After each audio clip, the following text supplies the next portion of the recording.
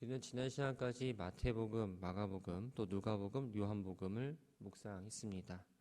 이 사복음서는 복음의 본질이신 예수 그리스도의 사역에 대해서 이야기했습니다.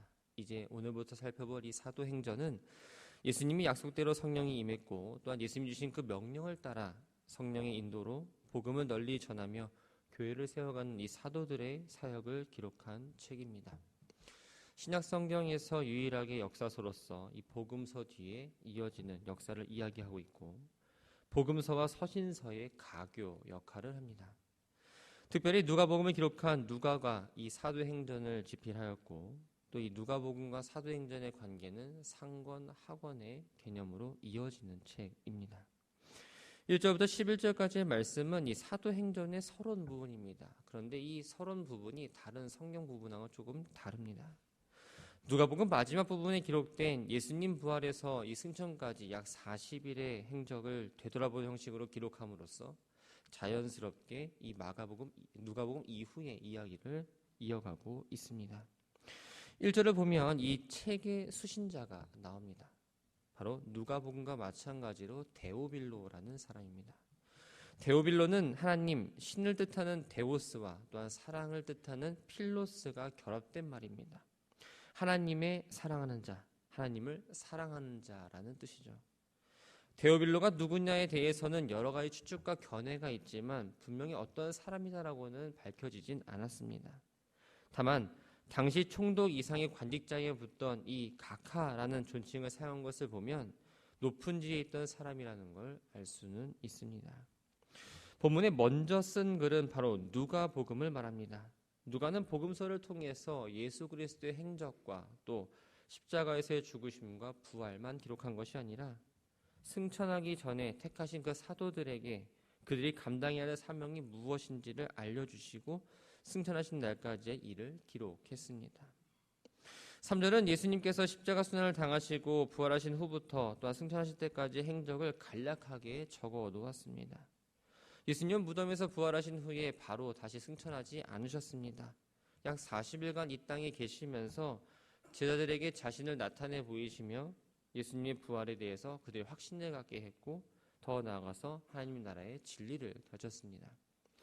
하나님 나라의 진리는 바로 예수님께서 제자들에게 가르쳐주신 가장 중요한 핵심 주제일 뿐만 아니라 이제 제자들의 사역에 있어서도 중심 주제였습니다. 예수님은 승천하시기 전에 사도들이 함께 모였을 때 예루살렘을 떠나지 말라라고 명령하십니다. 그리고 그 이유는 성령을 기다리라고 말씀하시죠. 이 말은 반대로 생각해 보면 제자들이 예루살렘을 떠나려고 했다는 걸 의미합니다. 그들은 왜 떠나려고 했을까요? 첫 번째는 예수를 십자가에 못 박게 한 예루살렘의 정치 혹 종교 지도자들이 예루살렘에 있는 자신들을 언제 또 붙잡아 할지 모른다라는 그 불안감이 있었습니다. 두 번째는 그들의 대부분은 고향이 갈릴리였기 때문에 굳이 예루살렘에 있을 이유가 없었던 거죠. 이러한 속사정을 잘 알고 계신 예수님께서 굳이 왜 예루살렘을 떠나지 말고 성령을 받으라고 말씀하셨을까요? 이 구약에서 예루살렘은 율법과 여호와의 말씀이 나오는 것으로 예언이 성취되어야 하는 곳입니다. 또 예수님께서 죽으심으로 인간의 모든 죄의 문제를 해결한 구원의 출발점이라는 의미가 있습니다. 구원의 출발점이면서 약속하신 성령이 임할 장소로 교회의 시작인 동시에 이 성령으로 말미암아 예루살렘부터 온 유대와 더 나아가서 세계 각곳으로 복음이 퍼져나가야 되는 이 복음의 근원지라는 상징적인 의미가 있기 때문에 이곳에 머물러 있으라는 거죠. 예수님은 하나님 아버지가 약속하신 선물, 즉 성령을 너에게 보내주실 거라고 사도들에게 말씀하신 적이 있습니다. 그 일이 이루어지도록 기도하기까지 하시겠다고 약속을 하십니다. 자신이 승천한 이후에 이 땅에 남아서 제자들이 스승이 없이 복음을 전파하는 일이 쉽지 않음을 아시고 성령이 제자들과 함께 해주실 것을 바라는 마음에 하나님 아버지께 기도를 하셨던 겁니다. 5절을 보면 세례 요한의 물 세례와는 비교할 수 없는 이 성령 세례에 대해서 이야기합니다. 세례 요한이 베푼 물 세례는 죄를 씻는다는 이 상징적인 의미가 있습니다. 그렇기 때문에 세례 요한의 물 세례는 죄인을 온전히 구원하고 영생을 주는 세례는 아닙니다. 다만 불신앙과 이 부도덕한 죄를 회개하고 예수 그리스도께 주시는 그 성령 세례를 받기 위한 준비 과정이었던 거죠. 세례요한은 이 점을 분명하게 이야기하며 사람들에게 세례를 주었습니다. 그렇다면 이 성령으로 세례를 받는다는 건 어떤 의미일까요?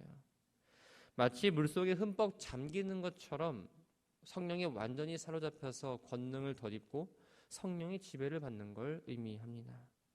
이 성령 세례는 내적으로는 회개하고 또 그리스도의 죽으심과 부활에 동참하는 것으로서 하나님의 그 역사와 은혜로만 가능한 일이 된 거죠. 예수님의 말씀을 들은 제자들은 이스라엘 회복에 대해서 질문을 합니다. 당시 이스라엘은 로마의 통치 아래에 있었습니다. 예수님 공생의 기간 동안 제자들은 이스라엘의 회복을 정치적 독립으로 이해합니다. 그래서 주님이 이 땅을 다스리시고 또 통치하시는 말로 이해했고 이스라엘 독립을 하게 된다면 그들 역시 권력의 자리에 앉기를 바랬습니다. 하지만 그들의 기대는 예수님이 십자가 순환을 당하고 죽으심으로써 무산됩니다. 그래서 각자 흩어졌다가 예수님 부활하시고 다시 모여서 하나님이 약속하신 것에 대해서까지 이야기했지만 예수님 말씀을 오해해서 또다시 이스라엘 정치적 회복에 대해서 질문을 하고 있었던 겁니다. 제자들의 질문에 때와 시기는 아버지께서 자기의 권한에 두셨으니 너희가 알 바가 아니다라고 말씀합니다. 성경에는 하나님이 작정하신 때가 되면 이스라엘이 회복될 거라는 약속이 기록되어 있습니다. 그러나 회복의 약속은 제자들이 생각하는 이스라엘의 정치적 회복이 아니었던 거죠. 모든 건 하나님께 달려 있으니 종말의 때가 언제인가가 중요한 게 아니라 종말의 때를 어떻게 준비하느냐가 중요하다는 걸 말씀하고 계신 겁니다. 그러면서 하나님 나라를 완성하는데 최우선인 이 복음 전파에 힘써야 되는데 이 복음 전파에 필수적인 것이 바로 성령이 임하고 권능을 받는 일이라고 말씀합니다. 앞에서 예수님은 성령이 임하는 것이 하나님의 약속이라고 말씀하셨는데 예수님의 성령이 능력을 덧입은 것처럼 제자들 역시 이 복음을 전파할 때 성령의 능력을 입고서 사역을 하게 될 거라고 말씀해주고 있는 거죠. 제자들에게 복음 전파에 대해서 예수님이 명령하십니다. 근데 그 범위가 예루살렘이나 온 유대가 아니라 유대인들이 증오하는 사마리아인들이나 또 이방에 거주하는 로마나 소아시아 지역까지 모든 사람들에게 전파하라고 말해줍니다. 제자들에게 있어서 가장 중요한 사명은 바로 그리스도의 증인이 되는 것이었습니다. 9절부터 11절까지의 말씀은 예수님의 승천 장면을 기록합니다. 제자들은 하늘로 올라가시는 주님을 잠시 볼 수 있었습니다. 그러나 곧 구름이 주님을 가리워서 그 모습을 볼 수가 없게 됐죠. 여기서의 구름은 단순히 우리가 보는 하늘에 있는 구름을 말하는 게 아닙니다. 하나님의 성막에 나타나였고 또한 성경에서 기도드리던 이사야에게도 나타났으며 변화산에서 주님이 영광스럽게 변화하는 모습일 때 나타났던 하나님의 영광과 임재를 상징하는 그 구름을 말합니다. 제자들은 예수님께서 하늘로 올라가시는 동안 계속 하늘을 뚫어지게 쳐다보고 있었습니다. 그런데 갑자기 흰옷 입은 두 사람이 나타납니다. 흰색은 성경에서 순결과 존귀함을 상징합니다. 본문에서는 사람이라고 표현했지만 이 하나님 나라의 영광과 거룩함을 나타내 보이는 바로 천사들이 등장합니다. 천사들은 제자들을 갈릴리 사람들아라고 부릅니다. 요한복음 7장 52절을 보면 갈릴리에서는 선지자가 날 수 없다고 단호하게 말할 정도로 이 영적으로 소외된 지역이 바로 갈릴리였습니다. 천사들이 제자들을 갈릴리 사람이라 부른 건 예수님이 함께 하시지 않는 이 지금 주의 성령이 함께 하시지 않고 또 성령 받고 땅끝까지 이르러 예수님이 말씀하신 그 사명을 제대로 감당하지 않는다면 그저 여러분들은 보잘것없는 동네 갈릴리 출신으로 머무를 수밖에 없다라는 걸 이야기해주고 있습니다. 제자들은 예수님께서 자기들을 떠나 하늘로 올라가시는 것이 신기하고 놀랐지만 또 한편으로는 두려운 마음으로 지켜보았습니다.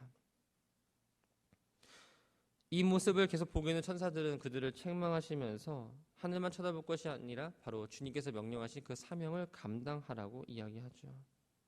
제자들은 책망한 천사들은 제자들을 위로하는 말을 이렇게 해줍니다. 너희 가운데서 하늘로 올려주신 이 예수는 하늘로 가심을 본 그대로 오시리라.